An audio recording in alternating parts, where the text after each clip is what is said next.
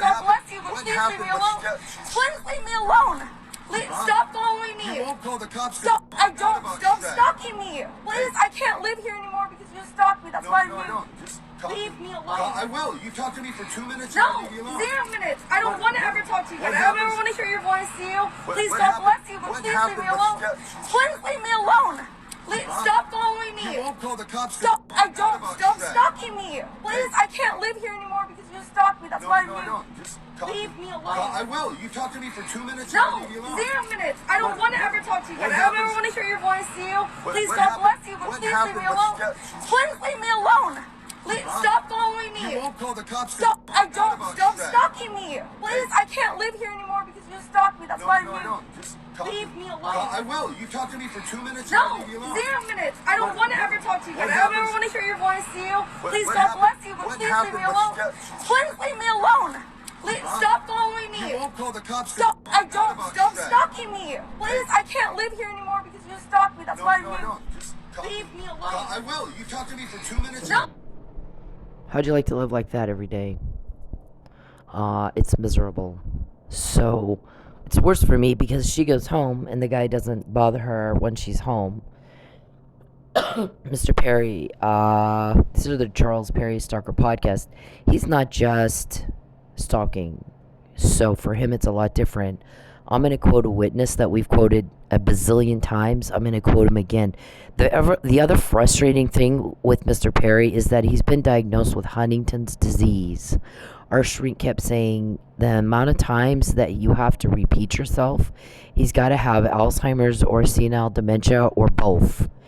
And I'm seeing evidence of mental illness and I'm seeing evidence of mental retardation as well. So I'm not sure what he has, but he's got something. Looking through his emails, and he's got emails coming into him, and his responses are 3 to 5 words, 2 sentences, maybe 3. We haven't done that since first grade. So I think that he's having difficulty understanding what the email to him says, and he's just responding as best he can, but I think he has no idea what is being said to him. He doesn't know. So something's wrong with him. So now the way that this works is when these guys, I have help. There's law enforcement helping me. They know that. They have known that for a long time. They've called all over the country trying to find out who it is. Is it El Paso Police? Is it New Mexico Police?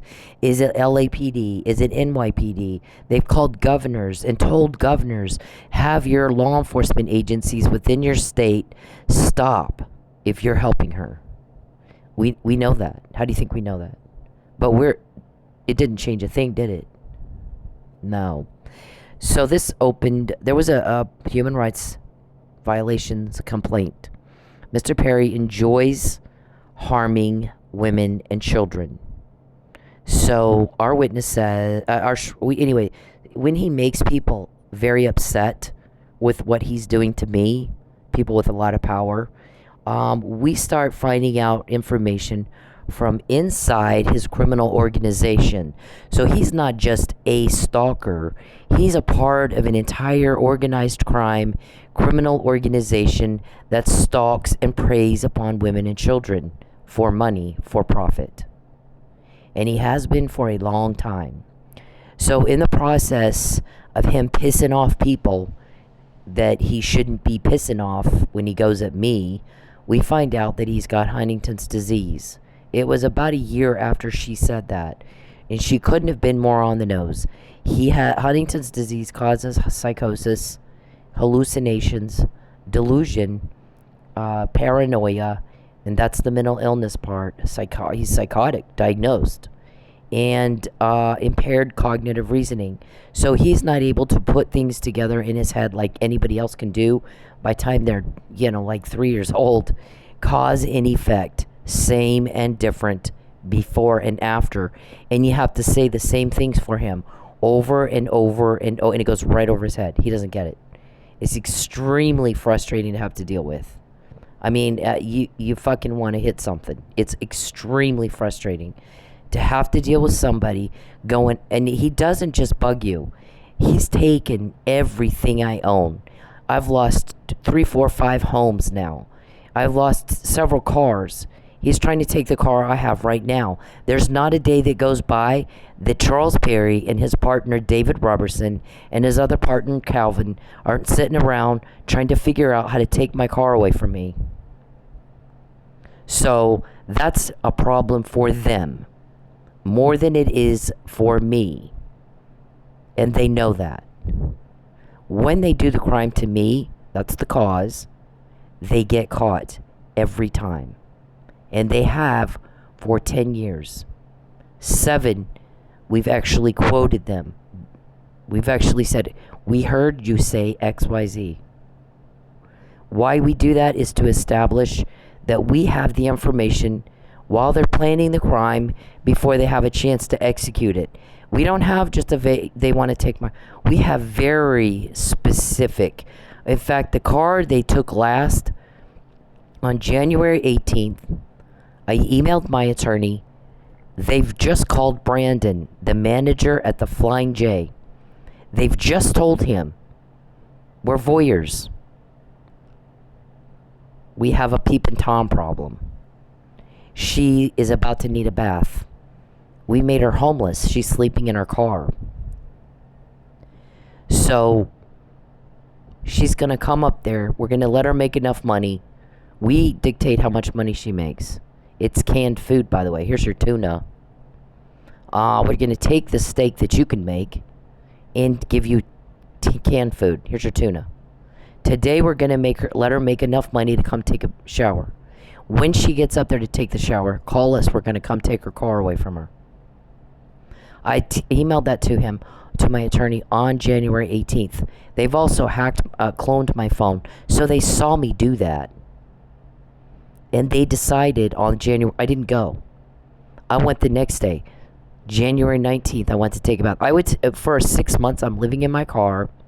I'm eating 2 to 3 times a week. For the first time in my life. Everybody I've ever been with in my life made sure I never missed a meal. I always had a nice place to live.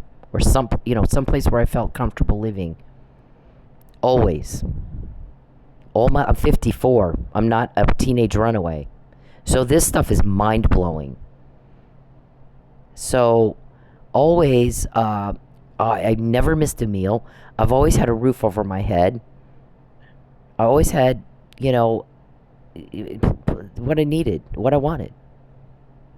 Until Mr. Perry began to rip apart my life. So... there's no excuse for that. And that him doing stuff like that to other women before I moved to Lubbock is what opened the the investigation. It started out as we've got a serious human rights violation problem in the United States that we need to take care of because it's starting to cause some problems elsewhere. So I need this looked into. And I need it looked into deep. And I'm going to tell you right now, it's a black eye for us, and I don't want that here. It doesn't matter what the governor says. So, I was called in to help Mr. Perry get elected. We moved to Lubbock. I start cultivating relationships, and people start working on him. Try to get him to run for office. He gets elected. If you're he's a nerdy little accountant, church deacon, happily married church deacon. So, that's what he wants people to think. He is a nerdy accountant. So if you're a cop or a law enforcement something, and you want to go in and sting up somebody, and kind of ask them some questions and kind of see, get some, you want to link him to a crime, whatever it is you want to do, you're gonna go into an accountant's office maybe once or twice and pretend you need your taxes done before they get wise to you and start figuring out you're after something else maybe. So the better idea is let's get him elected. Now he is mingling with the public. We can send 4 or 5 of our guys in 2 or 3 or 4 times and talk with him, and he'll never know Those are undercovers that he's talking with. These guys who are running for office are especially chatty and especially arrogant. And the more arrogant, the more chatty they are. So that's a better way to go at these people. A lot of them are elected officials. A lot of them are in judicial positions. A lot of them are in positions of, it's supposed to be public service, but they're thinking I have a power position. So there's some individuals involved in this organization who are corrupted elected officials. So we need to go at it that way. Use the office to get information. Instead of getting scared or intimidated by, okay, this is a lot of elected officials who are corrupt, let's use that. They got the perfect personality for a sting up. They're arrogant. They think they're above the law. And they're chatty. And you got an opportunity to go in where you're going to blend in with a lot of other people, and you can do it, and nobody will suspect a thing. They won't know. You're going to talk to them, and they will have any idea they're talking to someone in law enforcement. They won't know. People will tell you, I have a skill. I suck at everything, but I have a skill at which I know how to talk to somebody and get them to tell me what I want to know pretty much every time without them realizing I just did that. Without them knowing how I did that, without them knowing that I did that, until the whole thing's over with, they still won't know. A third party listening won't know. I have to actually sit you down and tell you, here's what I was looking for. Here's why I was looking for it. And so when you said XYZ, I got it. And people are like, oh shit, I had no idea. No, that's why I'm good at it. And I'm very good at it. And I'm not kidding you, I suck at everything else, but not that. So I've grown up in the home of Police Chief of Roswell, New Mexico, L.M. Hall. So he was a police chief, and then he ran for county treasurer. I'm sorry, he was appointed a county treasurer and finished somebody else's term. Then he ran and won. Then he was a city councilman. So I've grown up in law enforcement all my life, born into it, and politics. Who better to do it than Sin? Plus, Sin can be a bitch. She's not gonna, these guys are nasty, mean. And she's not the kind that will back down. If you take shit from her, it's gonna piss her off. She doesn't cry. She'll kick your ass. So that's a personality we need for this. And she can sting up like a motherfucker. So I'm raised in law enforcement. I'm raised in politics. My granddad was also the chairman of the Republican Party. I'm a Republican. So is Mr. Perry. So, I mean, it's hard. It would be hard if I was a Democrat, right? For them to call me in and go, can you get this Republican elected? It would be hard to explain that. But I'm a lifelong Republican. So, it was perfect. Then, we have, so my dad is a police officer. My granddad is a police officer. My great-granddad was a police officer. My great-granddad was the captain of detectives at Roswell Police Department. My granddad was the chief. His name is on the front door of the police station where he served, Roswell, New Mexico, to this day. It's called the T. Thompson L.M. Hall Law Enforcement Center of Roswell, named in his honor. My great-great-granddad was like judge, chicken farmer, and a marshal in Texas, Rochester, Texas, I think. I never met him, so I don't know, but I know that I did meet my great-great-granddad. I met my great-granddad. I met my granddad. Clearly, he raised me, and of course, my dad. So I've got a lot of background in law enforcement and politics, and having grown up in it, literally born into it. I'm with my grandparents. I got a police escort. My dad takes me to school. I got a police escort from when I'm born. So I had a lot of background in that. I can Sherlock a case pretty easily. It's not that hard, I don't think. We talked about that crap all my life when I'm growing up as a kid at the dinner table. Sherlock in a case. My dad knew that Susan Smith killed her kids the first time she did a media interview. So he calls me and he's like, she did it. And I'm like, how do you know that? And he's showing me on the TV with her interview. See when she does this, she see how she does that, see how she explain it to me, all the what she did that made her show her guilt. People show their guilt in various ways with body language. What they say, how they say it, when they say it, or if they should say something and don't. For if your story is this way, that this happened, ABC happened, but I'm seeing, but you're not speaking to that. You're speaking to EDF over here. So, but you should be talking about ABC because you said ABC happened, and I'm not hearing you say things that match up to that. So sometimes it's as much of what people don't say that they should say or would if that were true, than what they do say. So it's a mix of all of that. You're listening for things that people are saying, things that if somebody takes a breath at the wrong place and that breath is too long or too short, I'll catch it. Right then I start listening for, okay, that's when they took the breath. So when that person just told me that was a lie. So I got to try to figure out, why are they lying about that? Because they shouldn't. If what they're telling me is true, they wouldn't need to lie. So they are lying. What are they covering up? I'm then going to start waiting for an open door to get that information, and I will get it, and you won't know. So I was taught that all my life, and after, I have some other training that I went through. So they bring me in, and these men are seeing things they've not seen before when they do the crime to me. They get caught when they do the crime to me. They get caught when they cause an effect. It's not hard. You do the crime to me, you're gonna get caught, and you know that, and you do it anyway. And then you guys run around all shocked and dismayed. How does she know about that? How'd she find out? But you've known since 2015. I have help. I got a Fabian puzzle in 2015.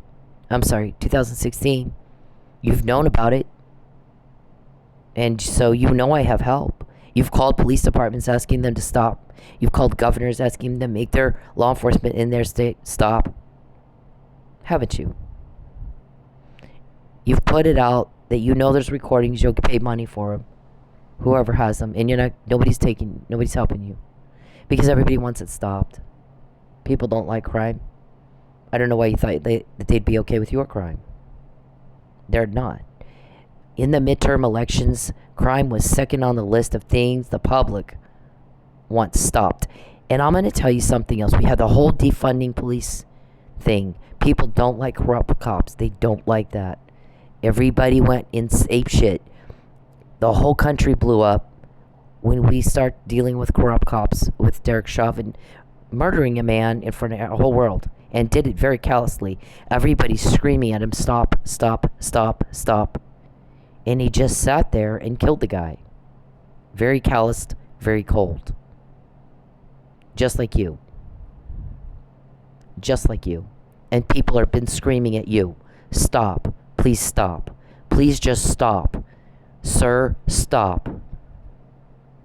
Please stop. And you keep going and going and you get caught.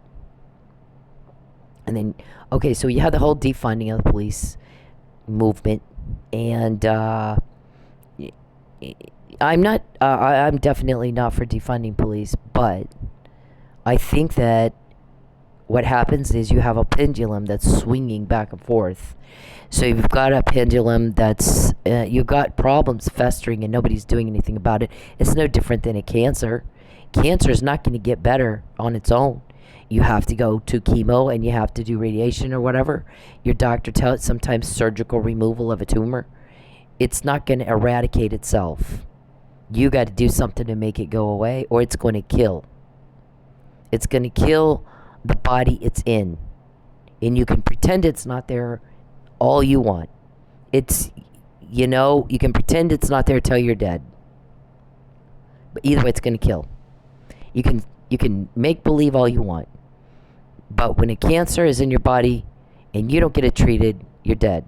It kills you. It kills little by little. Some move faster than other types, and the cancer is going to kill you dead. And then everybody's going to have to admit, yeah, they did actually have cancer. So you can't go around saying, oh, we're pretending he doesn't have cancer, and then maybe he won't. You can't do it.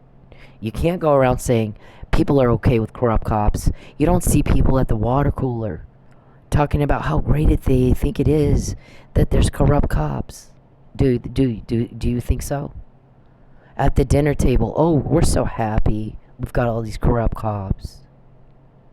It doesn't happen. People don't like it, and they want it stopped. So, the corrupt cops, the corrupt politicians, the corrupt whatever, is not something we tolerate. We don't. Misogyny, gender discrimination, not tolerated. It's not cool. The in thing now is, just, for you old farts that are slow, is equality, equal protection, no discrimination of any kind. Not for race, not for gender, not for anything. We live in a generation where it's taken very seriously when you see gender discrimination, or like somebody is trans, or like somebody is a non-binary. There's almost an oversensitivity at times for that, and or for the LGBT community. And so for men to treat women like Mr. Perry has treated me and his other victims is hitting people the wrong way in more than one social groups of people for various reasons. It's not okay. Not this time. It's not okay to make children and women go without food and shelter so you can make money. And what's happening now, when you do the crime to me, you're getting caught. Is that not true? Aren't you calling, trying to find leaks, calling police to asking them to stopping your crime? Aren't you doing that? Aren't you? We don't make phone calls like that ever. We don't have to ask questions. Who leaked? How did they find out what we just said in our meeting? In 10 years, we've never had to do that. You do. You are. But for 7 years that you know of, it's every day. You have a meeting, we quote it. You have a meeting, we quote it. You have it cause and effect. You do the crime to me, you get caught. You do the crime to me, you get caught. You do the crime to me, you're caught. We say it before you do it, not after. We say it before you do it, not after. We always get it before, almost, not after. 98% of the time we get it before, not after. Now, sometimes I'll type up an email and tell, to just document, we heard them talking about this very specific criminal act that they're planning against me, and here's the we got a lot of details. So it's not just vague. We got specific details. Here's what they just talked about. And then when they do it, we're like, well, okay, now we've got evidence of malicious aforethought and premeditation. There's the mains ray. There's the whole thing right there. They know we have that. They did it anyway. They knew we had it. They did it anyway. It doesn't get any more stupid than that. I'm sorry, it just doesn't. It's so easy. It's not fair. So then I'm like, well, I told you so. I did say. We did talk about that like 2 minutes ago. And so it's now, but it's different when they do it to me. But it's the same every time they do it. So we're dealing with very simple kindergarten level thinking concepts here. Cause and effect, same. When you touch the hot stove, you get burned. You touch the hot stove, you get burned. Just like that. Easy. It's not hard. A 5-year-old can do it. Cause and effect, same different, before, after. And it's the same thing every day for 7 years. So when you see somebody do something one time, and then they do it again, the second time they do it, now you got a pattern. We quote you every day, all day long, for 7 years, and you can't spot the pattern. When you do the crime to me, you're caught. That's the pattern. We're like at a loss. We're like literally feel like we're in a fucking special education school, and we need fucking finger paints and crayons and puppets and Play-Doh for these people. So how can you not begin to wonder about aging, degenerative disease? Why would anyone act like that, knowing we catch them every day? Do something they know we talked about the day before. You were recorded talking about it the day before. We got you. They did it anyway. We're like, wow. Like I said, this is so easy. It's not fair. So they made this big plan. Apparently worked on it 6 months. We got a lot of details on that over the past week. Because my guy told y'all in March 2020, you don't invade her privacy anymore. You don't take her money. She's not to be broke. She's not to be broke, period. And you don't contact her or her family, Mr. Perry, at all. Not in your creepy Chucky way, not in your peeping Tom way, not in any way at all. Don't contact her or her family in any form, directly or indirectly, ever again. Go home to your family, and you leave Cynthia and her people the fuck alone. And if you don't, I'll kick your ass. And I'll kick it harder than it's been kicked ever in your life. Do you understand? He didn't. He didn't understand. So then you have to go, what's wrong with him? He's a little off. Because he should understand at his age those words. And then we quote him again, and we quoted him all week. And for the all week they talked about taking my car away from me. A woman is, okay, they're involved in human trafficking. A woman is easier to traffic if you've ruined her family support system, ruined her finances, and she has no money, and made her destitute with no vehicle and no place to live. So they've been making every effort to make that happen. Right? And the begging of, we've got to get her back out to the strip club so we can hang her out to dry. Those were the words used tonight. What we were trying to do is make it where she made no money any other way but going back to the club, not waitressing. We've got to have her dancing. It was very important that she not waitress. We had to have her dancing. Then we take her car, we do a false arrest, Stormy Daniel type thing, get her on a stupid prostitution charge. I take my shoes off to dance in a lap dance so that I don't poke a hole in the furniture. There's no sex. There's money. There's no money exchanged. There's no money exchanged for anything but the lap dance. It's an air dance. If you're standing up on the furniture, the customer, you're not sitting on his lap. You're standing on the furniture. It's an air dance. So you take your shoes off so you don't poke holes in the furniture with your heels. You're standing on the furniture. No money has been paid for you to take your shoes off. There's no sex. It's not prostitution. I don't care what anybody says. It's not. But you need a lie. And you like to coerce. Trafficking often involves coercion. No matter where it is, no matter who's doing it, human trafficking often involves, we have to force this person to do things they do not want to do. And if you're not sure about that, there's a movie that's really good with Denzel Washington called The Equalizer. And the movie depicts at the beginning of it, it's Russian mafia trafficking girls. And so you see the girls not want to do what they're being asked to do and being forced to anyway. And so that's what Mr. Perry's involved in. Same thing. It's disappointing. I think it's very disappointing. So people were very upset that I haven't been to the club. What happened at the club is when he took my car from me, I actually had quit dancing. When he took my car from me, I went back out there. And I started working at the club and cleaned it. It was dirty, and I cleaned the hell out of it. And I started waitressing. I started helping the owner take care of some management responsibilities.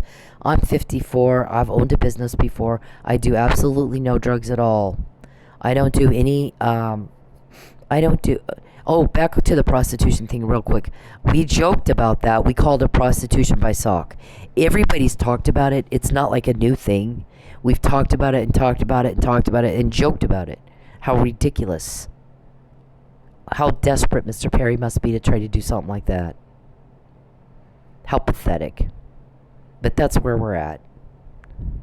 So, okay, so I'm out there and I'm dancing and waitressing both. And there's a girl that comes to work out there about the time I get back. I've worked at this club for 8 years, off and on, more on than off, since it opened. So I've known the owner and his kids that run it for 8 years. They've worked with me. We're handling money, and sometimes large amounts, sometimes not large amounts. And I had rapport with them such that I've got the key and I've got charge cards where people will charge their credit card on my account. The money then goes into the bank, my bank account, and the owner trusts me to give it to him when it's deposited into my checking account. And I would go to him a time or two and say, I'm short $100 for something bill. Do you think you could give me $100? And he would, and I would pay him back. We've done that a time or two. So I have a rapport with them, being that I worked with them for 8 years, off and on for 8 years, handling money, handling customers, blah, blah, blah. So I have that kind, and I don't do drugs. I've never even tried pot. I really don't like that whole, that's not my thing. I barely drink. I drink once in a while. I don't like to get drunk. Once in a while I get drunk, but anyways, I'm not like a druggie. It's not my thing. I'm in my 4th year of college, criminal justice college. So, that's another thing they fucked up, that's your phone call to my professor and Mr. Perry's continuous invasion of my privacy and buttoned shit he doesn't need to shouldn't even know about or care about. You're constantly trying to take my car.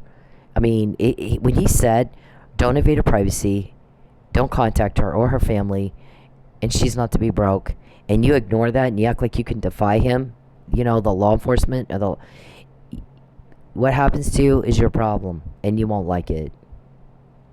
That's all I'm gonna say. The blows up, when they would say, she better not be broke, she better not have to call for us for help, and if you fuck everything up for her and she does, it better not be drama. It better not fucking be drama. So, Lucius, we understand, made a phone call to but it was drama, wasn't it? And I did have to call. And Mr. Perry pestered me all fucking week. Don't contact me because I fucking hate it. And he just does it anyway. And just will not everything's, I can't even, don't even get me started. Okay, so, then he has, I fucking hate your contact. I fucking hate it, you fucking creep. You're really, really creepy. It's embarrassing to me. Why aren't you embarrassed? It should fucking embarrass you how creepy you are. And if you do something that just provokes and antagonizes and instigates, and then you get caught, why do you keep doing it if you don't want to get caught? For 7 years. For 7 fucking years. So, anyways, it's actually 10 years, 7 that they know of. So we're going to use the number 7 right now because it's almost a decade that they know of. It's been 10 years, but 7 that they know of where we're actually, they can see what we're getting in. Or at least what we want them to see. So, what happened is Lucius I had crisis management class. I make pretty much A's. I had a 3.9 until they found out about it, and then they all had a meeting, and we got to figure out how to make this one woman fail. All of us men here got to make one woman fail. They start jamming up my computer where I can't even get assignments done to turn in. So it's not like I'm turning them in and they're wrong. I can't even get them my computer to where I can get them in at all. So I made it went down a little bit, and it was at about 3.61, and I have you can tell my grades. I make straight A's, unless you can tell when they're doing something really bad to me, because I made a D here and there. Okay, so this is the first. It's like 1 or 2 D's, and the whole almost 4 years now. So under extreme duress. It's constantly. I'm constantly in crisis. I'm constantly under extreme, prolonged duress. Unbearable. Homeless, living in my car. Threats to my home. Threats to my family. Threats to, take everything I have. I mean, this has gone on for a long time. Threats to my job. Threats to important key relationships in my life. I mean, this has gone on and on and on and on. Now you try. There was one night that I had to ditch a tail. The guy followed me around Tulsa for like 15 minutes. I'm dipping in and out of parking lots. I'm dipping in and out of neighborhoods for fucking 15 minutes, which is awful for me. Usually I can ditch a tail in like a second. This guy was something. I mean, I was mad at myself that it took that long for me to ditch this tail. But he was, on my ass 15 all over Tulsa. Fine. I don't call cops. I don't call locals. So I don't, I fucking don't need to do that. So I know how to ditch a tail, and it did piss me off that I didn't get it done sooner than 15 minutes, and that was a first. But this guy was like, and I'm ditching this tail, and I'm driving through the streets of Tulsa trying to dipping in this neighborhood and dipping in that one and dipping in this parking lot and doing a wheelie and then around that one, and then finally got rid of the guy. Go home, do my homework. Literally, that's my life. It's that insane. It is that fucking insane. Having to live with this criminal, organized, whatever, strange-o raping me 24/7. It's bad. So you got to keep I've lost everything. He took everything I own. Everything I own. Everything I worked hard for. Everything important to me. Took it. Just in 30 seconds. Literally took it. He feels entitled. Like all criminals do. And then my car. So I lose my home. I go to a hotel. I don't owe the hotel money. I'm all paid up. But it's time to pay for the next week or day or month or whatever it is I choose to pay for. Typically, it was my habit. I'd been at this hotel for some time. I tell these people, I'm going to go, like always. It's my habit. I do it every fucking time I owe money. I'm going to go get the money, and I'll be back around 4. And the woman starts screaming at me, no, you're going to leave, and we're going to call the cops. And you can't take anything you have with you. Wow. And I'm like, well, I'm not going to have a scene with the fucking cops. So I'm going to I grab my purse, I grab my computer, and I get in my car, and I leave, and I call my ex-husband, and we're like, the fuck is going on here? He calls her, and he says, I filled out a piece of paper so that I can put the room on my credit card. I don't know what the hell's going on. What is wrong? Well, she needs to pay, and she barricaded herself in the room. Oh my God, my ex-husband tells me that. She said you barricaded yourself in the room. I go, oh my gosh, that's not true. They got cameras in the hallway. That's bullshit. What happened is, I walked in the room. I brushed my teeth quick. What she does when she says you can't go in your room and get your stuff. I said, I have my purse in there, my keys, everything. I mean, what do you mean I can't go in my room and get my stuff? She tells the guy, go let her in her room just to get her purse. And she's telling me, like, you got 1 minute. I run in quick, brush my teeth, grab my purse and my computer, and then she comes in. Walked right in. The door wasn't locked. It wasn't barricaded, nothing. She walked right in. What she saw is, the neighborhood, the motel itself, it's not like they keep it the safest place on the planet. They're not. It's not like a safe place. So at night, when I'm sleeping, I would barricade the door shut. If you went there, you would too. If you saw what kind of security bullshit you would do the same thing. So she saw what I had sitting on the door from the night before.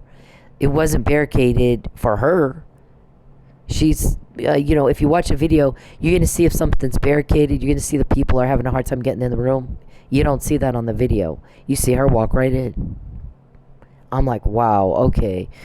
Somebody has an overactive imagination or was told to lie. I mean, I'm like, no, that didn't happen. She walked right in. She saw what I had there from the night before, and bullshit is what she did. So, we're just kind of confused as to what in the hell happened. And but I left my stuff there and just grabbed what I absolutely had to have. My clothes on my back, and my purse, and my computer, that was it.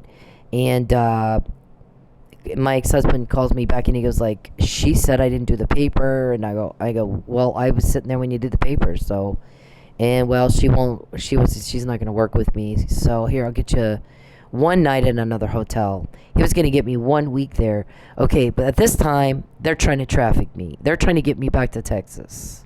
So they've told him, don't pay any more hotel. Try to make her go. He lives in Dallas. Try to make her go back to Texas to live with you. Then we can get to her and traffic her. We sold her this Houston realtor. Right? We took half up front. We need to deliver her to get the other half. Right? Isn't that what you told him? How much does he know? I've told him. They sold me to a Houston realtor. They want to use you to try to coax me back to Texas. I'm not going to Texas. I slept in my car 6 months not to go to Texas. Does that sound like I'm cooperating willingly? Or does it sound like you're trying to coerce me? So, I lost, in that moment, family heirlooms. I lost absolutely everything I own. And I had to go to Goodwill and buy a few, buy something. Actually, what I found, though, is Goodwill has some pretty good clothes for cheap. So now when I go shopping and actually just have money, I go to Goodwill first and get whatever I can out of Goodwill, then go to the regular stores and buy and shop. Because I've found some actually pretty nice clothes for not very much at Goodwill or Salvation Army store or whatever. And so that actually was kind of eye-opening. I know my son and his friends used to go all the time thrift shopping. It was kind of a thing for his age group, but now I do it too. So anyways, so I literally lost everything I have. They were recorded talking about we could get her kicked out of the hotel because we just got her kicked out of her apartment. You were recorded talking to my landlord. He even asked you, how many people have you done this to? So who has those recordings? They won't sell them to you. You've tried to buy them. And we documented that. And you tried, when it was COVID, is we can't take her money and get her kicked out of her apartment on COVID because of COVID, so let's try smoking. And you knew I had that. So, and they tried anyway. There's been thing after thing after thing. Take my home, take my everything I own, take. Coerce. Force. Slavery ended at the Civil War. Dumb. When you do the crime to me, you get caught. And you did all weekend. And you want me... So I go back to the club. And I've lost everything I have. And now they've taken my car too. And I'm just like, okay. So everything happens for a reason. So I go... my mindset... The only reason I'm able to survive that kind of loss and not be very upset is I have a belief that God works all things out for our good, no matter what. And I'm always thankful for what I still have. I'm alive. I don't have cancer. I'm not laying in a hospital bed. My son had his appendix taken out when he was 10, and he had to stay in the hospital for a couple of days because his ruptured. Well, I'm walking down the halls, and I'm seeing parents wring their hands, sitting at the end of a bed of a little 5-6-year-old with a bald head, the chemo, they lost their hair, hoping to God their 5-6-year-old little baby doesn't die of cancer. And I'm thankful that's not me. And it hit me in a way I can't describe when you have to walk in a hospital and see that you're looking at a mom and a dad just like you. And my kid's down the hall a few doors down, and he's uncomfortable, but he's going to live, and he'll be home in a couple of days, and he'll be playing tennis again and playing with his friends and back at school in a couple of days. And they're looking at a 5-year-old, a 10-year-old, an 8-year-old. They don't know if your baby is going to live from day to day. And I can't imagine the pain that must be. I can't do it. Thankful when I'm loose, all that I have, my thought was there. I'm not a parent watching my child die. I'm not dying myself. I'm healthy. I can dance still. I have what do I have? My toes. I have my fingers. I have my hair. I'm fine. I'm going to be fine. So, what's the next step in the process? And that's my daily thoughts 24/7. What am I thankful for? What's the next step in the process? And that's how I've made it through. And plus, I do have help, and we have a shrink, so I can talk to our shrink whenever the hell I want, pretty much. She's not like she's just always on call for me, but I can talk to her pretty frequently, so that helps too. We are 40 out of the 40 guys in our team. Most of them are Christians, so there's any one of them most of the time will pray with me if I need it. So we have that too. And we've watched God do a lot of miracles for us during this last decade of trying to unravel a very deeply sadistic, satanic, demonic, heinous criminal organization and fight this crime. And when they do it to me, they start getting caught, and they act like they don't know that while they run around asking, how did she find out? Whole thing unraveled this week, because when I'm broke and when you invade my privacy and when you contact me, that's what happens, and you know that. So people put money into the delivery of me. And we're very frustrated that I'm not back out at the club, because when I'm out of the club, you want to arrest me on prostitution by SOC, and you want to take my car and hang me out to dry. And then at that point, you think I'll go, okay, now I'll go ahead and be sold and become your sex slave, right? So I understand some people were very upset that I didn't go. Anyway, so they messed up my school. In crisis management class, the classes, I've done excellent in school, except I had a hell of a time with this class. Because I'm dealing with a mentally ill man who's doing this to me. Taking everything I own. Now I'm sleeping in my car. Then he took the car.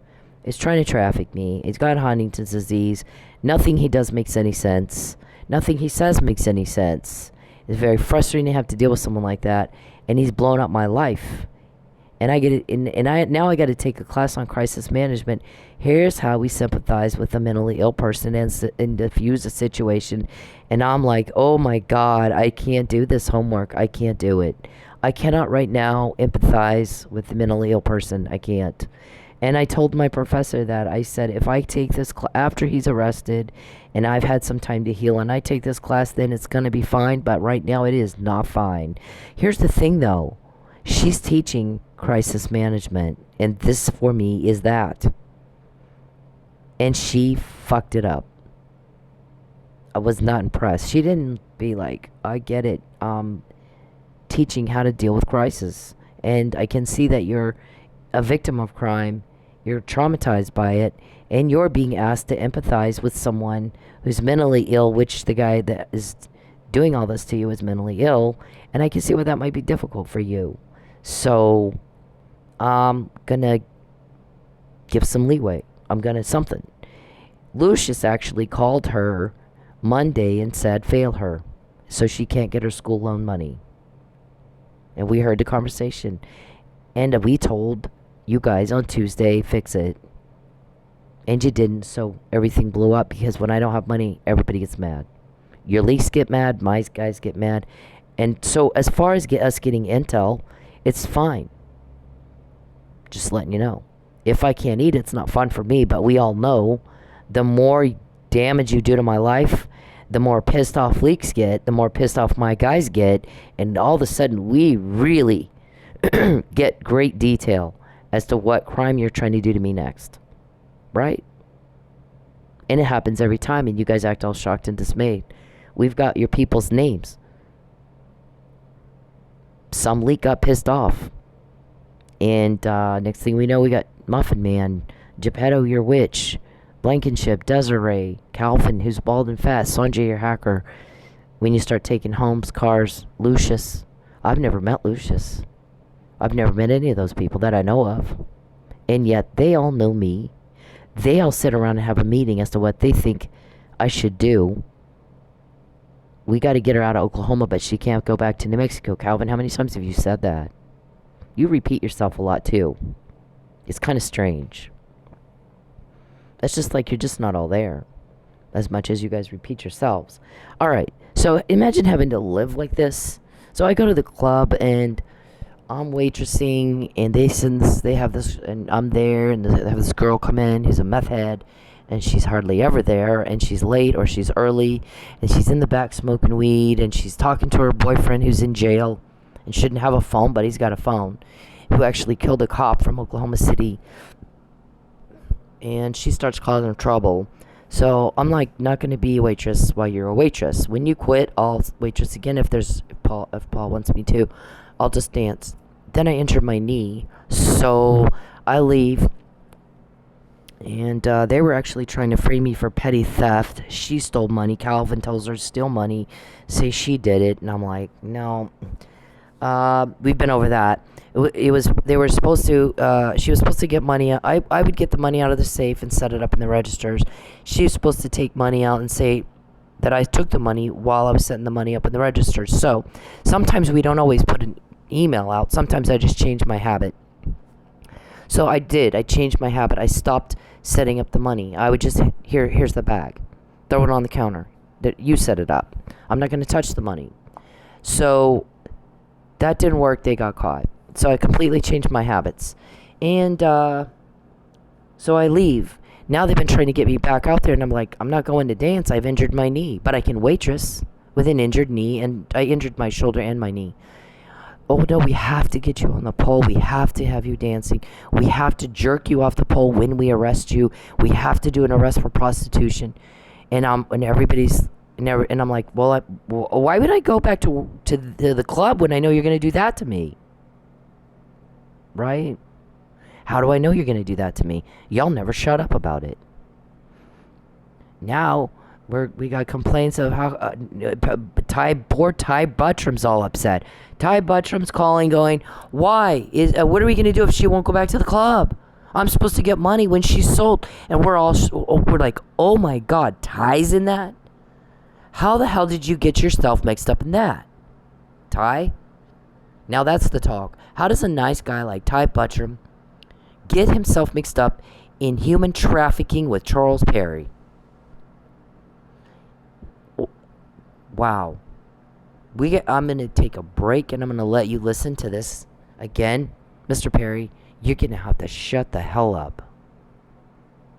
When you contact me, we always get more because I fucking told you not to do that. I don't like it. Any kind of contact. Get your creepy, slimy shit off me. As much as we quote you, what kind of delusional do you think you have a choice? The more you contact me, the more we get because I fucking hate it. Fucking hate it. You're fucking creepy. You're a fucking weirdo. And I'm fucking sick of you. Cause and effect. I mean, gosh. So imagine having to live with not one stalker, but about 30. Sitting around planning everything you do, just normal stuff you do where you live, at your home, causing such bad loss. Lucius is calling your hotel. She doesn't have a lease. Just kick her out.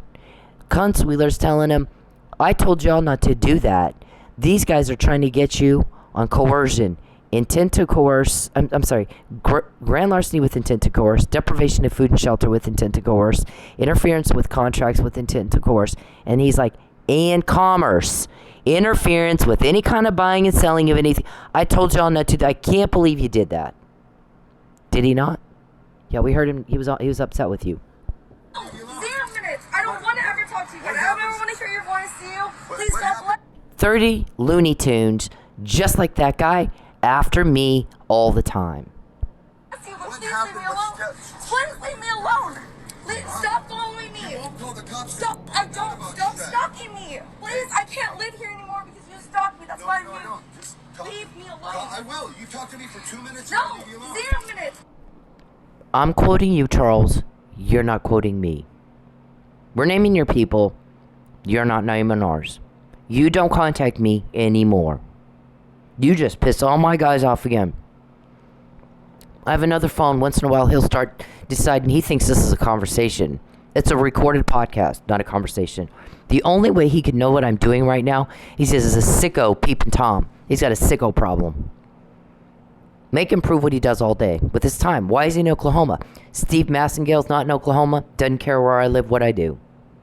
John Steinmetz, Mark Ramsey, Jason Moore, none of those people, Dan Pope, don't give two fucks where I live or what I'm doing or what I'm driving. So why are you always in Oklahoma? Why must you always bother me? I don't want to hear from you. As soon as I turn that on, he starts typing in my other phone. You need to leave. You mind your business. Dan Pope never tells me that. You mind your business. As much as we quote you, what kind of delusional fucktard are you that you think you have a choice? Please shut. We'll get more tomorrow, because he just did that. I don't want to ever talk to you again. I don't ever want to hear your voice. See you. Please, God bless you, but please leave me alone. Please leave me alone. Stop following me. You won't call the cops. Stop. I don't. Stop stalking me. Please. I can't live here anymore because you stalked me. That's why leave me alone. I will. You talk to me for 2 minutes. No. 0 minutes. I don't want to ever talk to you again. I don't ever want to hear your voice. See you. Please, God bless you, but please leave me. Here's the other thing. He goes into court and starts crying and whining. She says I'm raping her. She calls me fucktard. She calls me creepy Chucky. You took everything I have. You're still trying to take my car. And that's the problem. Act like a fucking man. And quit being a little girl. And stop embarrassing me. Unbelievable. I'm gonna say this one time. I get to define how you make me feel, and I get to define how I perceive you. Okay? That's all I'm saying. Now take your whining and go call your mommy. Maybe she'll have your passy still ready for you. Please leave me alone. Stop following me. You won't call the cops. Stop. I don't. Stop stalking me. Please. I can't live here anymore because you stalked me. That's why leave me alone. I will. You talk to me for 2 minutes. No. 0 minutes. I don't want to ever talk to you again. I don't ever want to hear your voice. See you. Please, God bless you, but please leave me alone. Please leave me alone. Stop following me. You won't call the cops. Stop. I don't. Stop stalking me. Please. I can't live here anymore because you stalked me. That's why leave me alone. I will. You talk to me for 2 minutes. No. 0 minutes. I don't want to ever talk to you again. I don't ever want to hear your voice. See you. Please, God bless. This is how my guys see you. I feel like you're a rapist. I see you as a creepy fuck. I think you're a sick, twisted piece of trash that everybody's sick and tired of being bothered by and having to deal with. We quote you. You don't quote our guys at all. We don't ask ever who leaked. But you do. People don't like you. They like us. I'm sick and tired of your stupid problem being imposed on me. Get it off. I don't. Stop. Leave me alone. Please. Just talk to me for 2 minutes. First, let me say that I'm happy that the lady in this video is okay. Second, let me break down what rape culture is. Rape culture is the fact that that man felt that he was entitled to some of this woman's time just because he said, let me talk to you for 2 minutes. Doesn't matter if it's 2 minutes, 5 minutes, 20 minutes. If she said no, no means no. Rape culture is the comments that she has on her video about how she should have just spoke to him or dressed differently. Rape culture is me taking the heat for calling out other men for their terrible behavior. Rape culture is trying to explain stuff as, oh, it's just locker room talk. No, it's not locker room talk. You should talk the same way wherever you are. We all know that rape is not about sex, it's about power. So for you to force yourself on somebody, even if you're just talking to them, is disgusting, dude. Leave me alone. This make you feel? Huh? You're filming my father and my fucking sister. How does this make you feel? Is that the one that put all those scratches on your arm? You want to see the scratches? I got scratches. I can show you the pictures right now. No, I want you to leave my family fucking alone. Keep hanging outside of there. Hit the road. Dude, I promise you, you're gonna get yours and you're gonna I don't give a fuck. You can bring whoever the fuck you want. That's okay. You're gonna bring Is that a fucking threat? army. When you contact me, we always get more. So tomorrow when I quote you, you did just ask for that. That's okay. I don't care. Leave me alone. All you want. I don't want proof of this. Please leave me alone. Hey men, leave women the fuck alone. When they're in public, when they're doing anything, you don't have the right to their attention. You don't have the right to step into their personal space. You don't have the right to them. Especially if they're making it very clear they don't want to be talked to. But even when they're not, unless a woman is giving you enthusiastic and continuous body language and signs that she wants to talk to your ugly dumb ass, then leave her the fuck alone. Find a date a different way. Okay? It's not clever. It's not cool. It's not cute. It's garbage. It's absolute garbage behavior. And you're a garbage person if you do it. I don't care if it's in public. It doesn't fucking matter. You don't have the right to her. And you need to leave her alone. And this is bacon. Okay, so our guys are like these two guys. You're just a bunch of little girls, little pussy cowards, who like to pick on a woman to feel tough, instead of go pick on a dude like other dudes.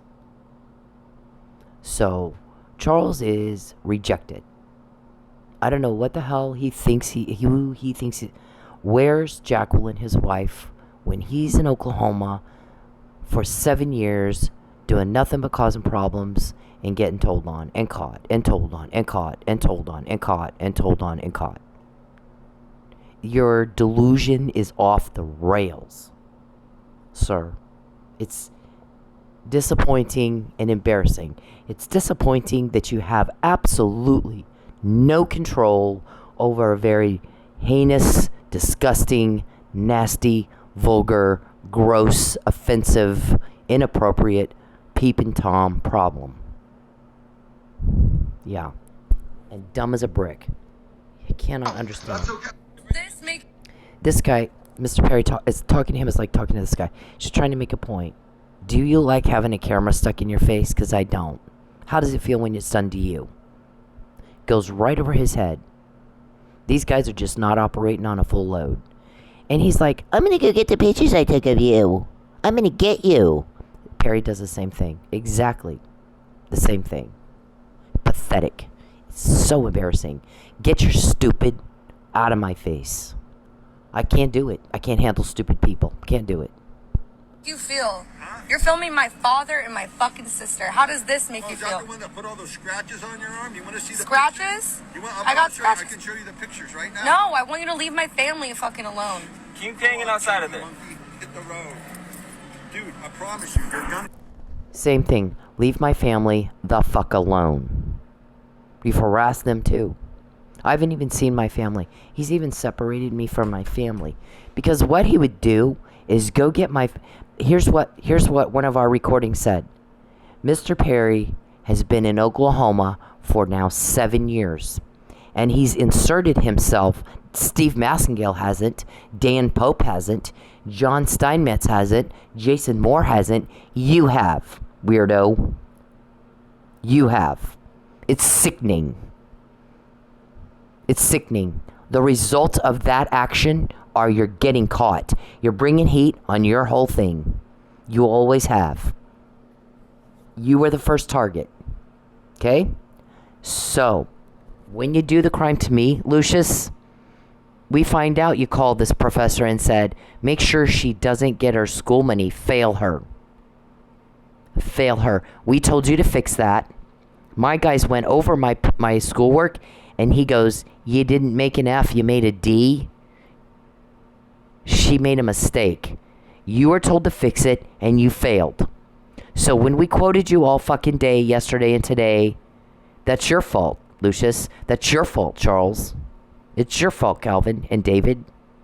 We heard David all day. Please get her car away. Please pull her over. Please get her car away. Please pull her over. You know what's like? I haven't run away from a cop since I was a little kid. My dad was going to chase me for a spanking. So what is that? That you think you can use taxpayer-funded resources to coerce me or intimidate me or harass me into being trafficked so you can make a profit. You're going to starve me and extort my money and take my money that's legally earned, and then you make your profit off of a sale, and then Ty Buttram stops screaming and yelling at you. He wants his part too. Right? Am I to understand those police recordings properly? Because you contact me, you invade my privacy, you cause me money problems, my guys go at y'all and they start finding out who's doing what to who. Okay? That's how that works. I know all these names, not because I've met these people personally. I don't know them from Adam. That I know of, I've never been face to face with Lucius or met him or talked to him. And who the fuck do you think you are? Butting into my business. Why is my professor talking to you? That's the next question you're going to have to answer. And how is it, Mr. Perry, that when you do stuff like that to me, and I can't eat for days, I'm deprived of food and shelter, intentionally, so that you get your millions, and calling you Creepy Chucky is the crime here. You are something. It doesn't get any more pathetic than you. But you're just like this guy. When you do the crime to me, when you contact me, when you invade my privacy, when you take my money, all of a sudden it's completely different than any other victim you've ever targeted before. We start quoting you. You pissed off people with a lot of power, Lucius. When you made that phone call, you're about to find out that was the biggest mistake of your life. And then you didn't fix it. That was the second. We told you to fix it. We told you that Tuesday. It is now Friday. And you fucked it up. So when we quoted you all fucking day and you got Buttram all mad at you, what happens if she never goes back to that club? You let the waitress run her off. We wanted, oh my God, Mr. Perry just tried to type in my phone again. So when we quote you tomorrow, it is because I've said you are not to contact me. And when you do it anyway, we find out everything. Okay? Because I fucking hate it. You make me want to throw up. So, I don't care what you think. Nobody understands why you think I care what you think. Extreme severe delusion. We were hoping that by the end of the week, our shrink would have paperwork done and signed so that you'd be they would admit you into the nut house, because you're way past a good time for that. What, you don't even make sense. You're just like this guy. How does it feel to have camera in your face? You want me to go get the pictures of you? I'm gonna get you. Oh my God, the fuck is wrong with you? Okay, so the guy says, Mr. Perry has inserted himself into this woman, Cynthia's life. He's been seen hanging out with her friends and family, but never with her. People started thinking he's a little nutty. He'll go around and tell people she's his girlfriend. or his fiance or his wife. He changes it all the time. And she's like, I've tried 11 times to get a protective order or an injunctive order, and he buys his way out every time. But my intent is that he doesn't contact me or my family. And when he does it anyway, we get more intel about his criminal organization and all their activities and all their plans before they have a chance to even execute it. So then I'm like, well, I told you he was going to do that. We did say. What's he doing in Oklahoma? What does he care where I live? He's a stalker. The allegations are stalking. That's a felony. That's a fucking felony. Cloning my phone, hacking, all that's felony. Voyeurism, you sick, perverted, twisted piece of shit. Bad. Rape. That is rape. I define how you make me feel, and I define how I perceive you. You don't get to do that. Okay? That's my choice. I control it. Do you understand? As far as the flow of information, we've always controlled the flow of information, every aspect of it. Don't have any problems with leaks at all. But you do. People don't like you, they like us. Okay, Lucius? People are sick and tired of you making phone calls like that and blowing up their life. Because I'm not the only victim. I'm the only victim, though, that knows you made that phone call and heard you talking. Okay? You were told to fix it. Did you think you had a choice? I mean, we quoted y'all all day again today. We know Ty Buttram's all mad because he's not getting his money. Right? We know you sold me. And to who? Houston Realtor guy. Pathetic dude can't get a date the normal way. So you've told my family that you want to have a wedding. You're going to arrest me first because you know I'll never go along with that. So you're going to arrest me first. You're going to sit me in a room and go, we typed up this affidavit. It's a complete lie. But it recants all your court testimony and everything you've said. And you're going to sign it or you won't eat anymore. Right, Calvin? You're the big one on making sure women can't eat. We're quoting you. You're not quoting us. It ought to make you shit yourself that I have your name, Calvin. Lucius, I have your name. Betancourt, Beverly, Renee, James, Ruben, Lawrence, Andrew. Right? The Muffin Man is a nickname. I don't. Any other victim have all that? I have it. We control the flow of information. Always have. You piss us off. Okay. That's fine. You do what you do. That's okay. Okay. So yeah, it has sucked for me to go through this, but it angers all the wrong people. So then we can start finding out what you just said.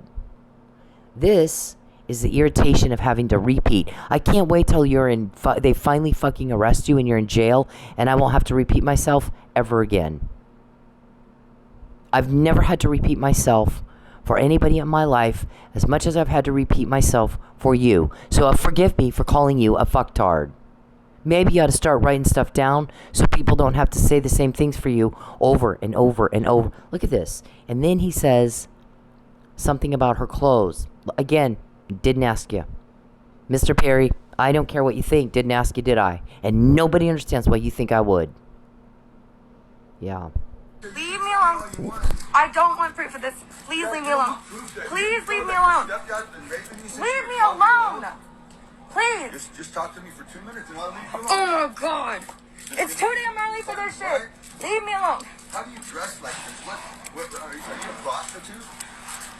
I'm serious. Sir, please leave. That's okay. I don't care. Leave me alone. All you want. I don't want proof of this. Please leave me alone. Please leave me alone. Leave me alone. Please. Just talk to me for 2 minutes and I'll leave you alone. Oh my God. It's too damn early for this shit. Leave me alone. How do you dress like this? What are you a prostitute? I'm serious. Sir, please leave. That's okay. I don't care. Leave me alone. All you want. I don't want proof of this. I don't. Stop stalking me. Please, I can't live here anymore because you stalked me. That's why No. Just talk. leave me alone. I will. You talk to me for 2 minutes. No, and I'll leave you alone. 0 minutes. I don't want to ever talk to you. I What don't ever happens- want to hear your voice, to you. Please, what God happened- bless you, but what please leave me happened? alone. Please leave me alone. Stop following me. You won't call the cops. Stop. I Forget don't. about Stop that. stalking me. Please, I can't live here anymore because you stalked me. That's why No. Just talk. leave me alone. I will. You talk to me for 2 minutes. and I'll No, leave you alone. 0 minutes. I don't want to ever talk to you. I What don't ever happens- want to hear your voice, to you. Please, what God happened- bless you, but what please leave me happened- alone. Please leave me alone. Stop following me. me. You won't call the cops. Stop! I don't. Stop stalking me. Please, I can't live here anymore because you stalk me. That's why I moved. Just talk. Leave me alone. I will. You talk to me for 2 minutes. No, and leave me alone. 0 minutes. I don't want to ever talk to you again. I don't ever want to hear your voice, see you. Please, what God happened- bless you, but what please leave me happened? alone. Please leave me alone. Stop following me. You won't call the cops. Stop! I don't. Stop stalking me. Please, I can't live here anymore because you stalk me. That's why I moved. Just talk. Leave me alone. I will. You talk to me for 2 minutes. No, and leave me alone. 0 minutes. I don't want to ever talk to you again. what I don't ever happens- want to hear your voice, see you. Please, what God happened- bless you, but what please leave me happened? alone. What- Please leave me alone. Alright, so we have this blog here that goes over all the evidence that I've collected. Mr. Perry, why is it you think I care what you think? Were you asked?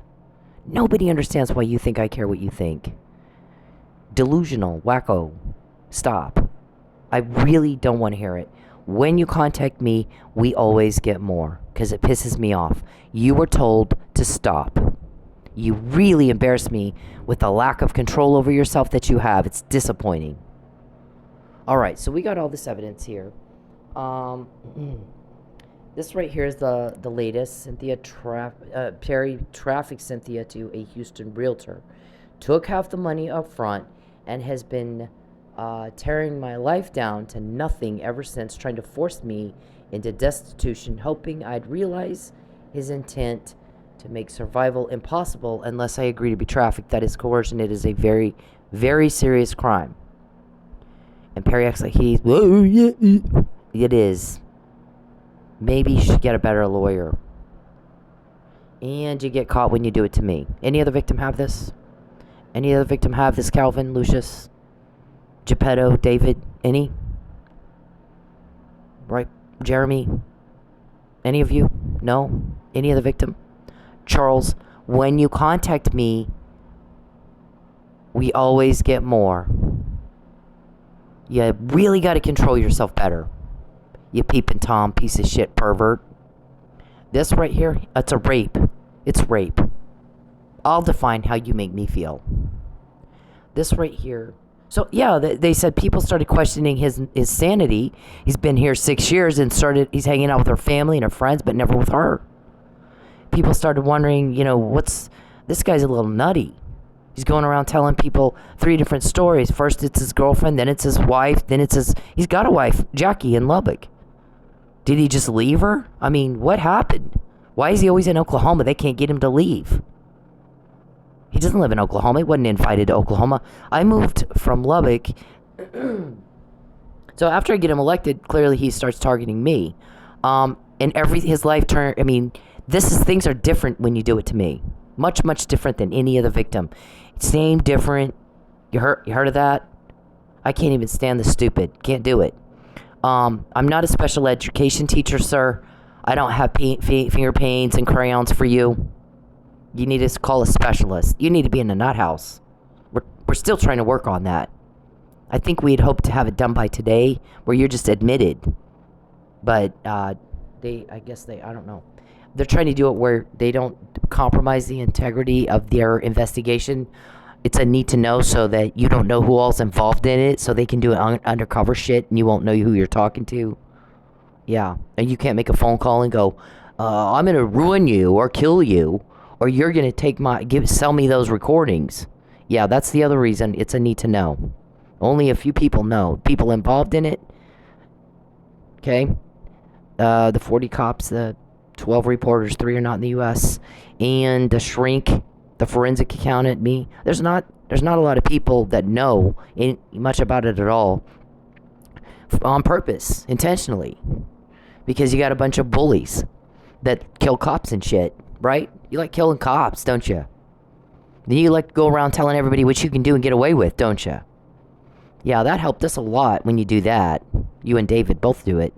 Okay, so this thing right here, this is a lot of very specific detail that I have that other victims don't have. But part of what stimulates leaks talking to us is you start taking things from me. And I don't have enough food. I don't have enough shelter. I don't have my bills paid on time. And you pester me all fucking day. I don't care what you think. And nobody understands why you think I would. I never ask you. I don't want to hear it. I don't care. You don't even make sense. You embarrassed the fuck out of me. You're a fucking weirdo. You're absolutely embarrassing to me. And a big disappointment to a lot of people. That you can't control yourself better than you do. Why are you always in Oklahoma? I mean, you're seen hanging out with my friends and family behind my back. Telling them, don't tell her I was here. Here's what we're going to do to her. The horrible terrorizing thing we're going to do to her. Then when we find out, we start hearing Mr. Perry say, we think that her family's leaking, even though she's not quoting them, she's quoting us. And so I'm going to call my buddy over at the EPA and have them shut her family's business down, body shop. We hear the EPA guy say, well, you'd be hard-pressed to walk into any body shop anywhere and find no violations, so I think I can make that work. So I don't want my family to go through that, so I've had to stay away from them so that they can't be accused of leaking to me. So, unfortunately, I haven't been able I came to Oklahoma to be with my family and to get away from you. Now you're with my family behind my back, telling them shit like that, and then threatening to ruin their business when I'm quoting you, not them.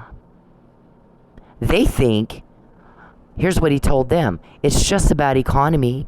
I've tried to help her. See, I'm sleeping in my car. I still won't call them and say, I'm in a bind here. Here's what's happening to me. I need your help. Because I still am trying to protect them from Mr. Perry's accusations that are bizarre. We'll never tell you who the leaks are. I'm not even told that.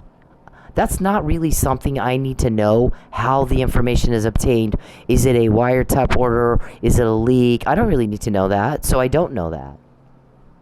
And I get asked, and I've told Mr. Perry this literally 5 years. I'm not told who leaks are. I wouldn't help you. Here's the thing. Once you're in jail, there's no more repeating myself anymore. There's no more being people raped and hacked and you coming around making problem after problem after problem after problem. Now, Lucius, I got to drop everything I'm doing because you failed. So now I got to drop everything I'm doing, call the school, fix what you did. And you're going to pay for that with intel and then jail time. When he does his arrests and shit, that's going to be a charge for you. You violated my right to privacy, as did the school. The school's taking orders from a man who's trafficking humans. Fail her so she has no money. I need her back out of the club so Ty Buttram stops screaming at me because he wants his money. Charles Perry starts screaming because he wants his money.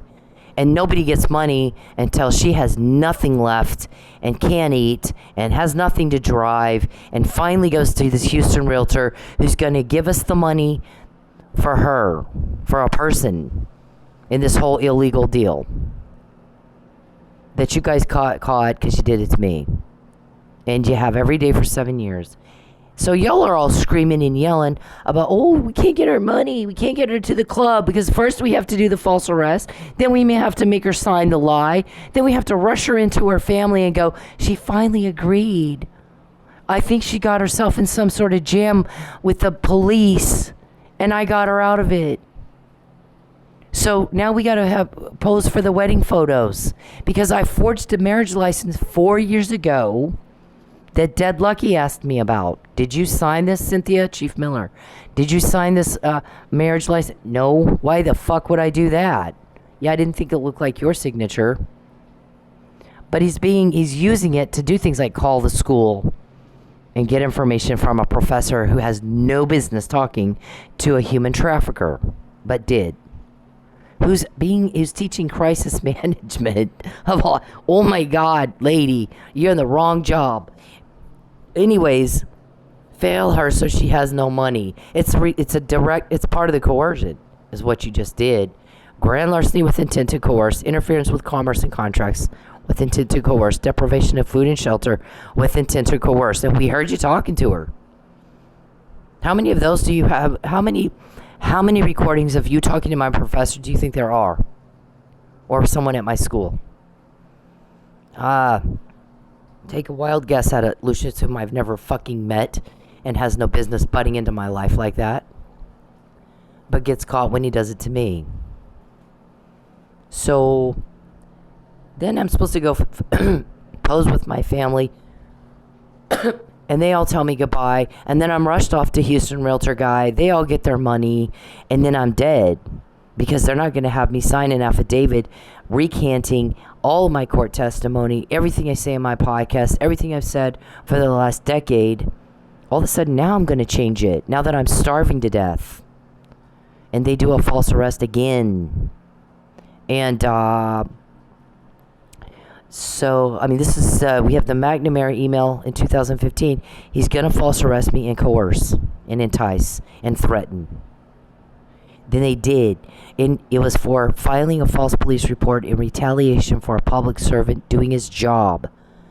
They dismissed the charges, but guess what? There's no corrective news story. There's no false police report because Mr. Perry had me arrested before I can go talk to the detective at Tulsa Police who needs to draw my blood to see if they were poisoning me because they admitted to it in a text. All this is on the court dockets. We've shown it over and over in podcasts. I filed the report on the 21st of January 2016. McNamara email was sent in October 2015. He's going to do a false arrest. And then he did it anyway. Yeah, he's a dum-dum. Nobody else suspect a thing. Everybody's stupid like me. Who's holding on me? How'd she find out? How'd she know? Does anybody know how she knows about it? How'd she have all this? This is a whole lot of information. How'd she get that? When you do the crime to me, that's what happens, and you know that. And you do it anyway. We think y'all like to get caught. So, they're not gonna have me sign a document like that and then let me live to pop up later and say, oh, they made me do that. They've already tried to kill me 2 and 3 times. So I wouldn't even live. And, if I refuse, then Charles goes back to my family. I tried to help her and she just refused. There's nothing I can do. She's stuck in jail. You told everybody who would listen, what we're going to tell her is that we're going to do the same thing to her we did to Michael Nealey. Ty Buttram. Boy, Ty, I don't know what you're in a jam, dude. And everybody's kind of shocked you got yourself into this jam. Calling everybody, I need her back into that club so they can do this whole thing that we planned. And she's got every detail of it. Right? And my poor family thinks it's about a romance. My poor family thinks, oh, it's a romance. He loves her and she's just being difficult. And really, in 6-7 years, I've never shown up at your house with him by my choice. And you think I'm in love with some nut job like him? No. And I think somebody told me your Aunt Kay told everybody he's full of crap. I've seen her with the man she's in love with. She moved to Vegas to be with Saeed. She brought him over. Charles just shows up, inserts himself into our lives, and never has she been with him. And then he tells us, don't tell her I was here. And she moved twice to get away from him. So I'm sorry, but something's wrong with that story. I think he's full of crap. And why is he always trying to take everything from her? And it's always just a bad economy and she won't let me help her.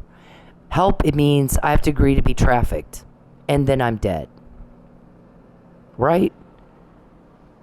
Okay, but you're caught. Just so you know, you're caught.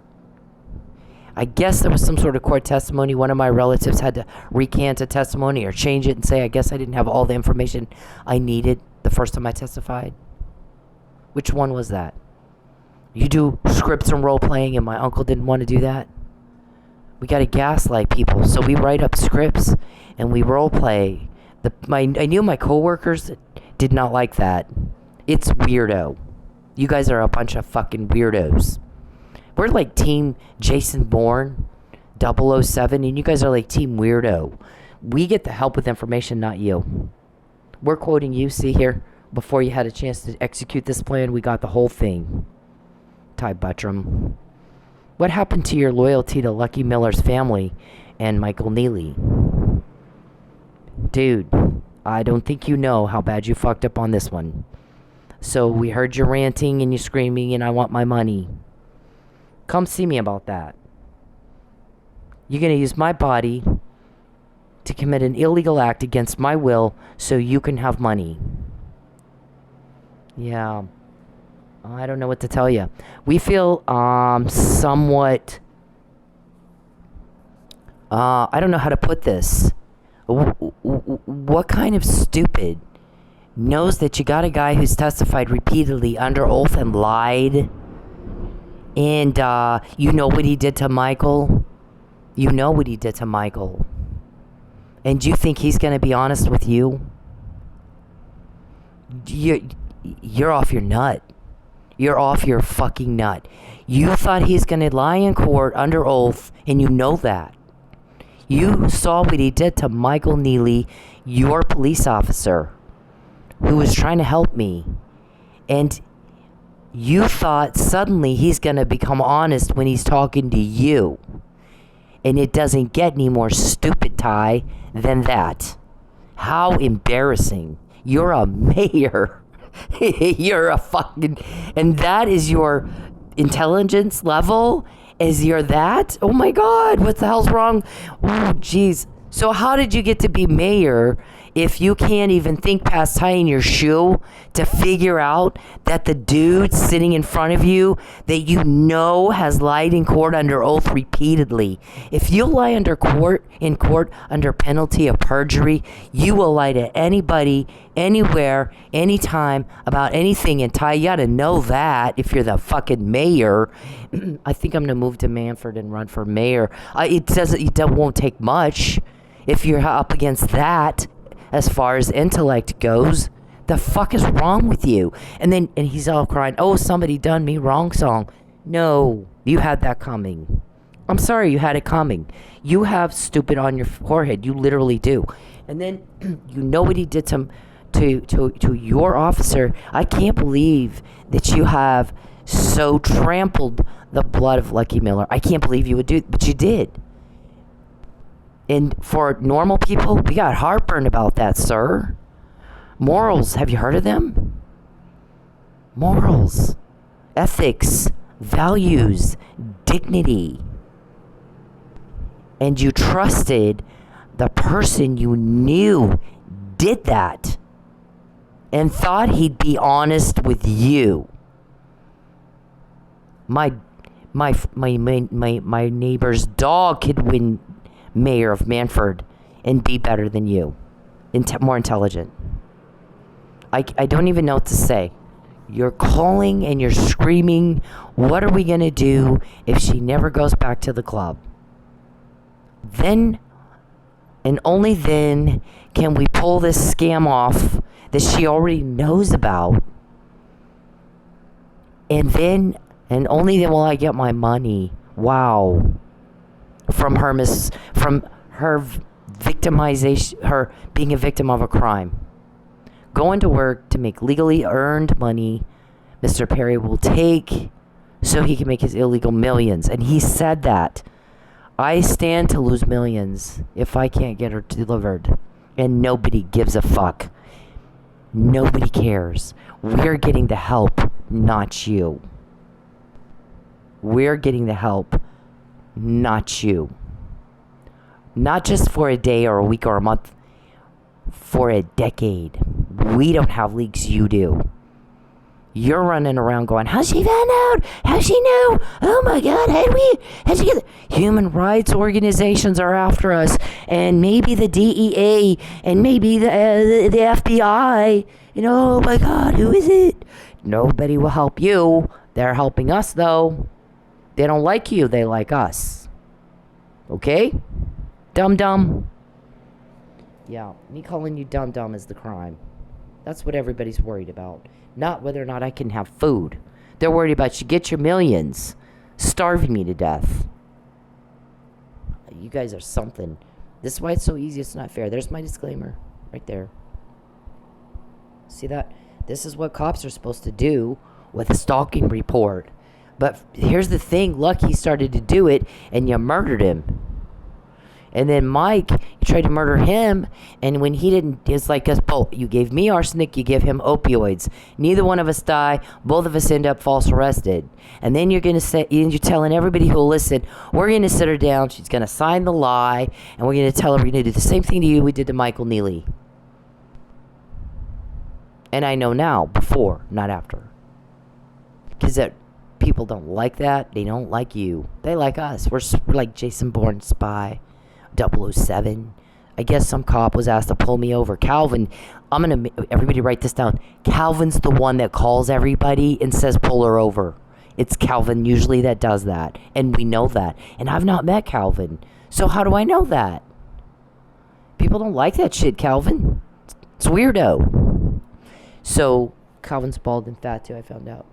That's about Tal Starker's clone. So, I guess some cop was like, I got shit going on at home, and if I heard about her, and she's like, oh, fucking Jason Bourne, 007, I'm gonna have that on me, and there's gonna fucking sting up something she's gonna do, and no, not doing it.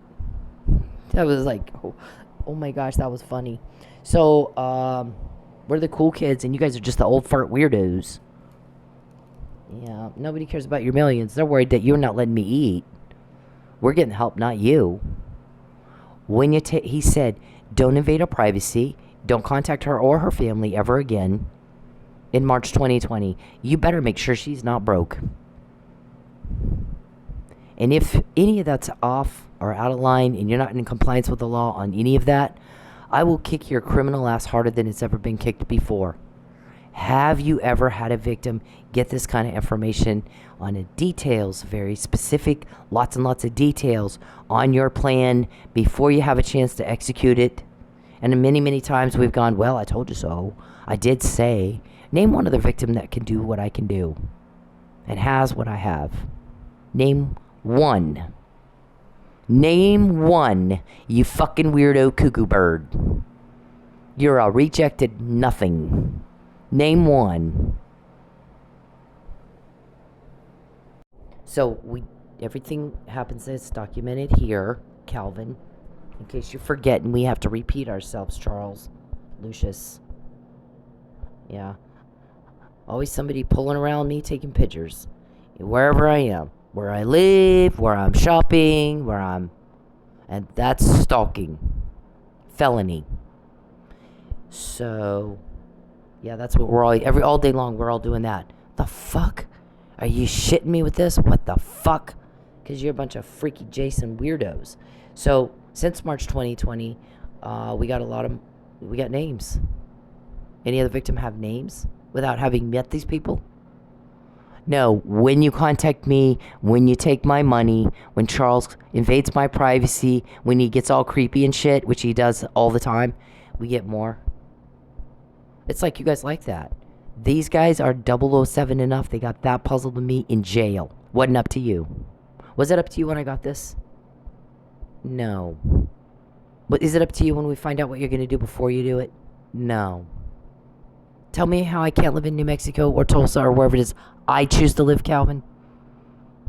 Yeah, we control the flow of information, Calvin. Not you. It'll just make you shit yourself that I know your name and I've not met you that I know of. Charles, when you contact me, which you just did again, no. We always get more. Is that what you want? Do you like getting caught? Don't contact me. Listen, I don't fucking give a fuck what you think. And nobody understands why you think I would. You are not asked. When you're arrested, I get my privacy back, my family back, my friends back, my no more hacking, no more peeping, no more rape, no more you're causing one problem after another. I gotta drop everything I'm doing. It takes up a lot of my time. No more of that. No more drama. No more conflict. No more weirdo. No more scripts and role playing and gaslighting. No more repeating myself. And I'll never be broke again. We're getting help, not you. We've always controlled the flow of information, never you. You're the ones running around. How does he know? How does he find out? Oh my God. What are we going to do? People don't like what you're doing. So maybe you ought to stop. Now, Ty, I'm sorry you're not getting your money, dude. But I'm not, because if you're dumb enough to trust a cop killer who killed your cops and lied about it, and you knew that, I lived in Manford for a little while, so I was a citizen of Manford, and he was lying about me in court, and you knew that. So he's not going to be suddenly honest when he's talking to you. And for you not to know that, dog catcher, dude, not mayor. I mean, the intellect is not that high if you trust somebody like that. So you're screaming and yelling and ranting. What are we going to do if we can't get her back to the club and we can't do this false arrest, kidnapping situation thingy? I think you're shit out of luck, and I think you had that coming. And I'm sorry you're that stupid. And I think everybody had a higher opinion of you, and it's kind of shocked that you got yourself in this. I mean, I don't know. Maybe people that know you better. I was kind of shocked that you got yourself in this. I'm sorry that you did that. I really wish you hadn't. I'm not going to be sold, and I've said that. Nobody has this kind of information. 007, Jason Bourne. That's Team Cindy, okay? You're Team Weirdo. And everybody wants you to stop, and everybody's sick and tired of you, Dylan, bothering us. And there's no reason for you to be in Oklahoma at all. You were not invited here, and I think we're all sick of you.